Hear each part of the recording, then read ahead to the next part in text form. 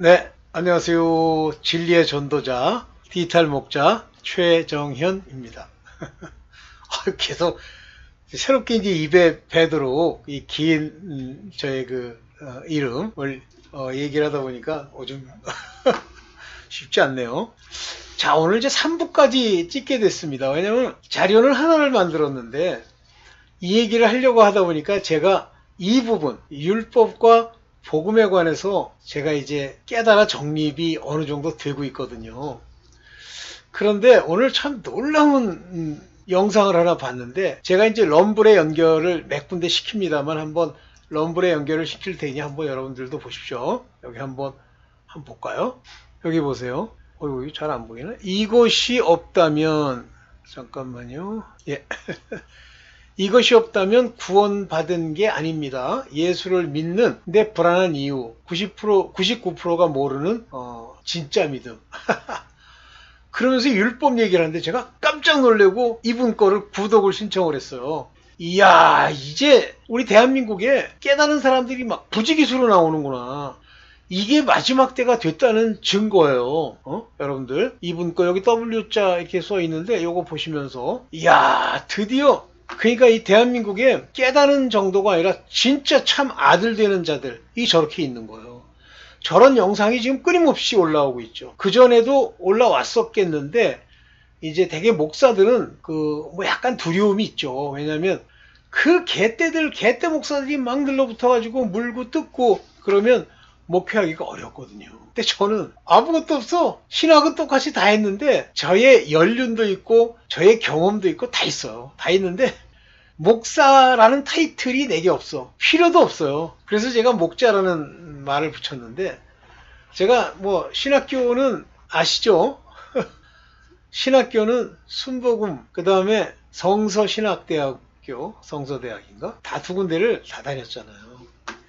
거기 저랑 같이 뭐 했던 사람들은 다 목사라고 여기 타이틀 하나 쓰고 다니는데 저는 아버지께 기도를 했더니 할 필요 없다. 근데 네가 그걸 하는 순간부터 새로운 고통과 굴레에 떨어진다. 그 말씀을 하셔서 제가 이제 관뒀죠. 오늘 이 말씀을 하는데 너무 놀랐어요. 제가 지금까지 하고자 하는 이야기를 그냥 얘기를 해주는 거예요. 자, 빠르게 오늘 마지막 3부는 율법에 속한 교회. 그러니까 여러분들이 그런 교회에 속했는지 안 속했는지 보는데 볼 것도 없이 다예요. 그러니까 현재 있는 대한민국에 있는 교회 대다수는 지극히 몇 명 안 되는, 몇 개 안 되는 하나님의 복음에 속한 복음의 종들의 교회, 아주 적은, 작고 별 볼 일 없는 그렇게 모양으로 보이는 교회가 진짜 뭐 퍼센테이지를 0. 몇 프로 할 정도가 있고 그 다음에 대다수는 가짜 교회. 깨달은 것도 아니요. 목사도 가짜. 뭐 아는 것도 없어. 그냥 돈벌이 하려고 사꾼 목사. 그 다음에 이제 사꾼 목사 차원을 좀 벗어나서 몇 개 깨달았지만 그냥 끊임없이 율법을 강조하는 율법 얘기를 하는 종교 생활하도록 만드는 교회. 그 다음에 또 하나는 이제 타락한 교회.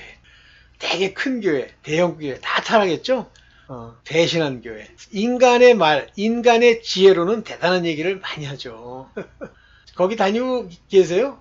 거기 계속 다니고 있는데 잘 모르겠으면 그냥 다니세요. 근데 오늘 이 얘기를 듣고 만약에 깨달음이 오면 그 인간의 단체, 오늘날 우리 한국이 말하는 교회, 건물 중심의 교회, 그거 잘못 다니면요. 있는 믿음도 무너지고 완전히 끝나버립니다. 자, 오늘 이제 아주 간략하게 제가 깨달은 내용 4가지, 율법에 속한 교회 4가지 특징을 한번 얘기를 해보겠습니다. 볼까요? 네. 자, 율법에 속한 교회.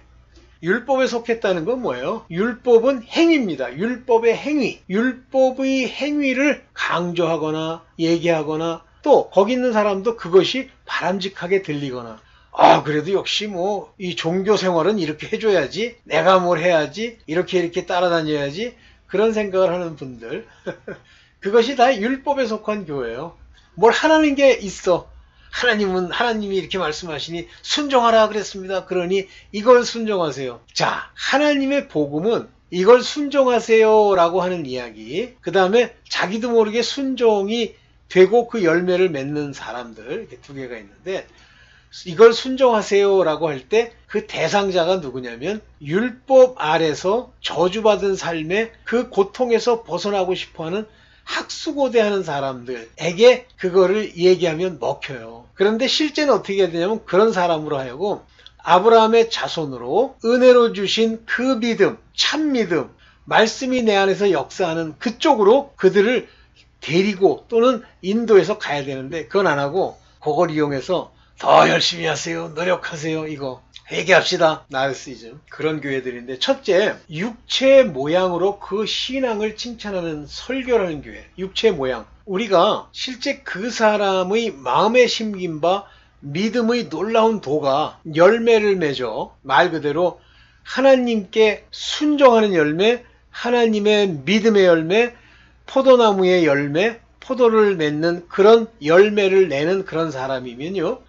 육체의 모양을 내려고 하지 않습니다. 그럼 육체의 모양이라는 게 뭐죠? 뭐 여러 가지가 있는데 기도 많이 하고 아침 일찍 오고 사람들 앞에 대장이 돼서 뭘 인도하고 이런 모양입니다. 그게 나쁘다는 건 아니에요. 근데 그 모양을 가지고 칭찬하는 거야. 아, 참 우리 김 집사님은 참 신앙이 놀라워요. 나 주일날 빠지는 걸 못 봤어요. 이런 설교하는 목사 100%는 아닌데요. 가짜 설교입니다. 가짜 목사예요. 자, 한번 갈라디아서 6장 13절을 통해서 한번 깨달아 봅시다. 할례를 받는 사람을 스스로 율법을 지키지 않으면서도 할례를 받는 사람들 스스로 할례를 왜 받아요? 아, 나 할례 받았잖아. 나 모태신앙이야. 아우, 나는 그 무슨 트라스티아를 1년 동안 수료했잖아. 성경 공부 뭘 맞췄잖아. 내가 성경 20독 했어. 옛날에 신학교에 갔더니 그런 가짜 장로가 하나 있더라고. 누가 묻지도 않았어요. 근데 자기는 성경을 1년에 10독씩 한대. 그런데 뭐 내가 보는 그 사람의 열매는 별로 좋지가 않더라고. 어쨌든 이 할례라는 건 대표적인 육체의 모양입니다. 알죠? 남자들의 그 표피를 잘라내는 거 고통스럽잖아요. 우리 군대에서도 뭐 할례라는 표현을 안 쓰고 뭐 포경이라고 그러는데 그거 하고 일주일 내내 할례 받아야 된다고 하면서 야곱의 아들들이 그 세겜 땅에 있는 어떤 사람들이죠. 그 왕인가? 그래서 할례를 시켰더니 여자랑 결혼하고 싶은 그 욕심에 할례를 받았다가 통증으로 못 일어날 때 다 쳐 죽였잖아요. 그 정도로 할례가 고통이 많은 거죠. 그걸 거쳤다? 한마디로 모양을 내가 갖추었다. 육체 모양으로. 이게 그걸 대표하는 건데 오늘날 현대교회에 할례 받는 사람들이라는 단어에는 육체의 모양을 낸 사람들, 여기에는 다른 모습들, 오늘날 교회가 가리키고 있는 다른 여러 가지 모습들이 거기에 같이 포함되어 있죠. 그런 거는요, 거론할 필요도 없고 거론해서도 안 되고 그거를 칭찬하는 건 더더욱이 안 됩니다. 하나님이 그들을 칭찬해야 돼요. 그래서 그 설교하는 목사가 만일 성령의 인도함을 받는 사람 같으면 하나님의 인도를 따라 집사다, 장로다, 아니면 뭐 거기 감독이다 이걸 세우죠. 그러면서 디모데전서나 디도서에 보면 이러한 자들이 갖춰야 될 덕목이 나오잖아요. 아무리 육체의 모양이 그럴듯하고 돈도 많이 내고 뭐 이래도 거기에 안 맞으면 절대 임명하면 안 되고 또 그걸 또 오랫동안 교회에 머물게 하기 위해서 그런 모양을 내서도 안 됩니다. 그래서 이런 거에 대해서 조금이라도 얘기한다. 그러면 떠나세요. 근데 대부분 뭐 저 정도야 뭐 다른 데도 그러는데 다른 데 그런다고 마귀랑 같이 놀 거예요? 떠나세요. 근데 문제는 그 율법, 즉 도덕법이라고 그럽시다. 할례를 받았으면 율법이 가지고 있는 뭐 제사나 율례나 날짜나 절기 이런 건 놔두더라도 도덕법은 지켜야 될 거 아니에요. 안 지켜요. 거짓말하죠. 간음음란하죠. 사람들 후욕하고 정죄하죠. 율법을 지키지 않아. 그러고서 뭐라고 그러냐면 이거 안 지키는 거 누구나 다 아는데 인간이 이걸 어떻게 지킬 수 있어? 이래가면서 자, 여러분들도 할례 받아야 됩니다. 여러분들도 주일날은 8시 이전에 와서 예배 드리기 전에 회개 기도하고 또 같이 찬양 훈련하는 그 찬양도 같이 하셔야 됩니다.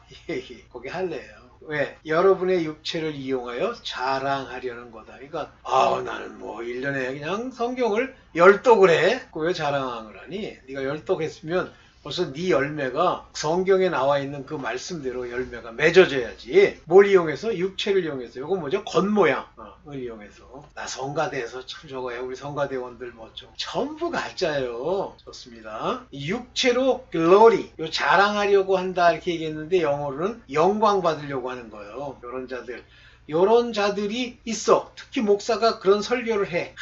우리 장로, 우리 교회 사람들 이렇게 열심히 하시는 분들이 100명이나 되고, 옛날에 명성거에 보면 아침에 새벽 뭐더라 뭐 하는 거에 와서 교회에서 주는 밥 먹고 출근하는 사람이 뭐 2,000명. 그래서 각 지역마다 몇 명씩 참가했는데 전부 체크해가지고 그 지역 담당 목사들 평가하고. 가짜. 그게 누구죠? 명성교회 담임 목사 김사만이 가짜. 가짜. 저는 그 사람 가짜인 건 증거로 수백 가지도 더 얘기할 수 있어. 자, 또 봅시다. 둘째, 정죄의 직분. 모세는 정죄의 직분이에요. 그래서 모세가 그 하나님께 이제 돌판을 받잖아요. 하나님이 친히 쓰신 그 돌판, 그걸 받아가지고 내려왔다가 밑에서 송아지를 가지고 우상 숭배하는 걸 보고 던져 깨죠. 화를 냅니다. 그게 정죄. 화를 내는 행위가 정죄. 그러니까 율법이 가지고 있는 특징 중에 하나가 정죄예요. 가늠한 여자 보고 돌로 치려고 하면서 어떻게 할까요? 하고 묻는 그 인간들. 그 정죄. 그러니까 예수께서 뭐라고 해요? 나도 너를 정죄하지 아니하노니. 난 정죄 안 해. 그러나 죄 짓지는 마. 죄만 발견하면 정죄하는 거. 그래서 예수께서 주기도문에서 뭐라고 하시냐면 나에게 죄 지은 자를 사하여 준 것 같이 나의 죄를 사하여 주시고.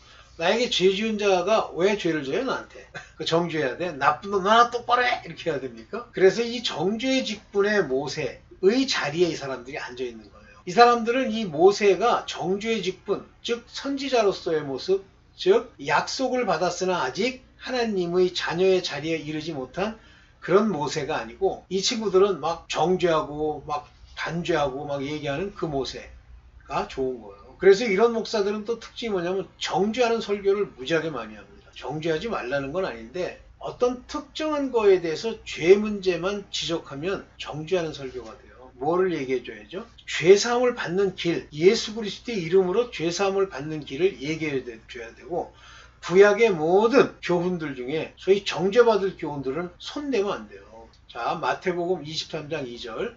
서기관들과 바리새인들은 모세의 자리에 앉았으니, 얘네들 모세가 하나님이에요. 얘네들 입장에서는 최고의 사람이에요. 그 높은 자리에 앉았으니 무엇인지 저희 말하는 바를 행하고. 저희가 뭘 얘기한다는 얘기예요? 정죄. 이런 죄 진자, 이런 거 나쁜 짓 한 자, 이런 정죄 하는 바는 너희가 들었으면 그대로 행해, 지켜. 그렇지만 저희는 행위는 못 가져와라. 그들의 행위는 어때요? 자기가 정죄한 것이 자기의 죄라고 생각하지 않고 자기는 없다고 생각하잖아요. 그리고 그 죄를 또 범하는 게 나타나죠. 없다고 하면요, 나는 이 죄가 없어. 그러면 그 죄를 또 짓게 돼요. 그래서 그 행위는 본받지 말라. 말만 하고 행치 않는다. 요 말, 요게 이제 위선의 말이죠. 말은 곧 그 사람을 나타내는 거고, 근데 행치 않아. 요게 모세의 자리에 앉은 자들의 특징이에요. 정죄하는 자들의 특징. 그런 설교하는 자 뭐 많죠. 또 그러면 또 목사들이 막 칭찬하고 복 받으세요 그런 얘기를 안 하고 정죄하니까 또 좋아하는데, 내가 알고 있는 이단교회 한번 갔었던 데는 정죄하고 플러스 복 받으라고도 얘기해요. 가보니까 정죄만 해가지고는 돈벌이가 안 되거든. 그러니까 거기다가 복 받으라고 또 복을 강조해. 최악. 거긴 최악이에요, 그 교회는. 봅시다. 셋째는 하나님의 의를 모르고 자기 의를 세우는 그런 설교. 그러니까 하나님의 의가 뭔지 몰라요. 하나님의 의 여러분들 아십니까? 오늘 제가 럼블에 걸어놓은 것처럼 하나님의 의는 믿음으로 말미암는 의예요. 옳다. 그러면 그 믿음의 주체가 예수 그리스도지만 우리가 믿으려고 하는 건 하나님이에요. 하나님을 믿으면 하나님의 의가 우리에게 미칩니다. 예수 그리스도도 마찬가지예요. 미칩니다. 그의 말씀, 하나님의 로고스가 우리 안에서 무엇을 의미하는지가 여기서 백혀 알게 돼요. 내가 그걸 일일이 행하려고 내 스스로 막 노력하고 생각하고 되뇌인다고 해서 의를 행하는 게 안 돼요. 그러면 어떡합니까? 이제 하나님의 의를 이제 모르는 거야. 그러면 하나님의 의는 이제 믿음인데 그걸 모르니까 자기 의를 세워. 자기 의가 뭐예요? 행동. 남한테 보여주는 행동. 그거 세우는 것을 설교해요. 여러분들 오늘 요번 저거에 구제 사업을 하려고 하는데 여러분들이 제물로 동참하여 주시기 바랍니다. 자기 의. 부제나 무슨 뭐 덕목이니 이런 것들은 나타내서 하는 게 아니에요. 교회가 대놓고 하면 안 돼요. 하나님의 의를 모른대잖아요. 그들은 모르는 거예요. 그냥 모르는 게 아니라 이그노런. 아예 무지한 거예요. 하나님의 의에 대해서 무지하고 하니까 의로운 척 해야 될 거 아니에요. 의의 행위. 의라는 건 뭐예요? 옳다는 얘기잖아요. 그러니까 자기가 생각한 옳다고 하는 것, 그것을 세우는 거예요. 베드로랑 똑같은 거예요.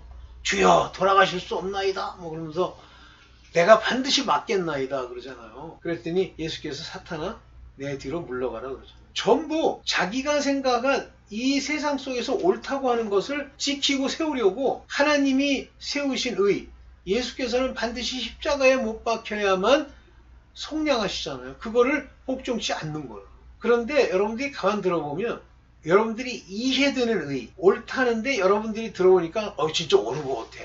가난한 자 도와주고 뭐 어떻게 하고 말 조심하고 어쩌고 저쩌고 그런 설교를 주로 하잖아요. 하나님 말씀 없이 예수 그리스도로 말미암는 믿음의 의, 말씀이 우리 마음에 들어와 있는 그 의, 그러면 가짜예요. 떠나세요. 넷째, 뭐 마지막은 아니고 내가 넷째까지만 기억했어요.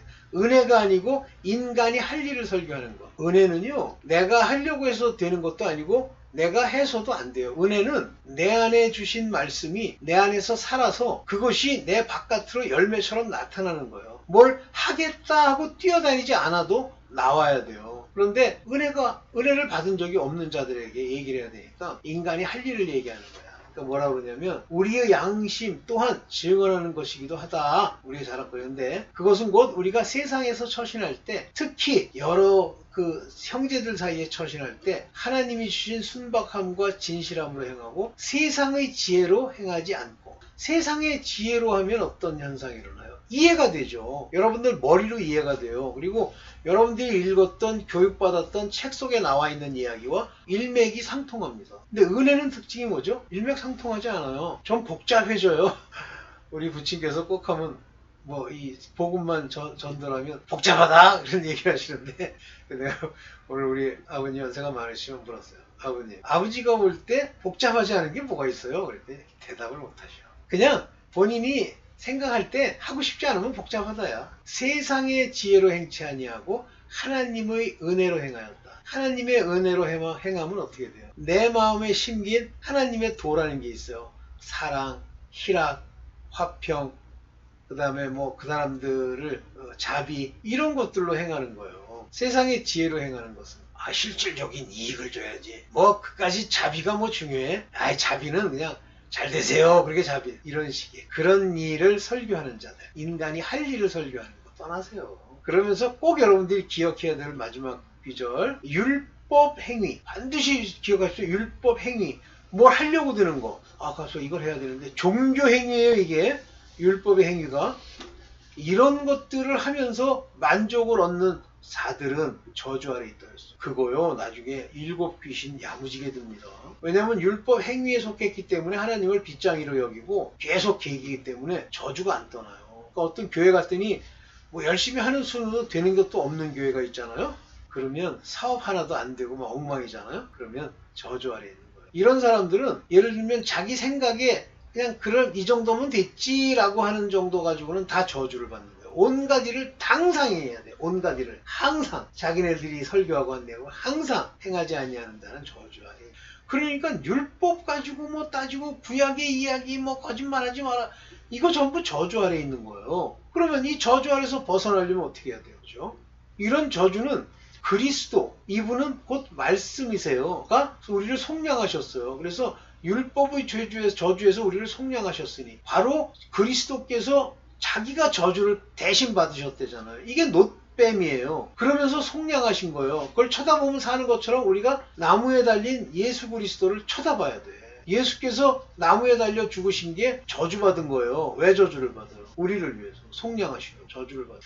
이것을 우리가 가서 우리 마음에 새기고 이분이 우리에게 구세주였구나 라고 얘기해요. 오늘 이제 마지막 3부는 좀 짧게 이 정도만 얘기하고 마치겠습니다. 여러분 여기에 링크 걸어놓은 거 꼭 한번 보세요. 아주 뭐 진짜 잘하셨어요. 네, 감사합니다.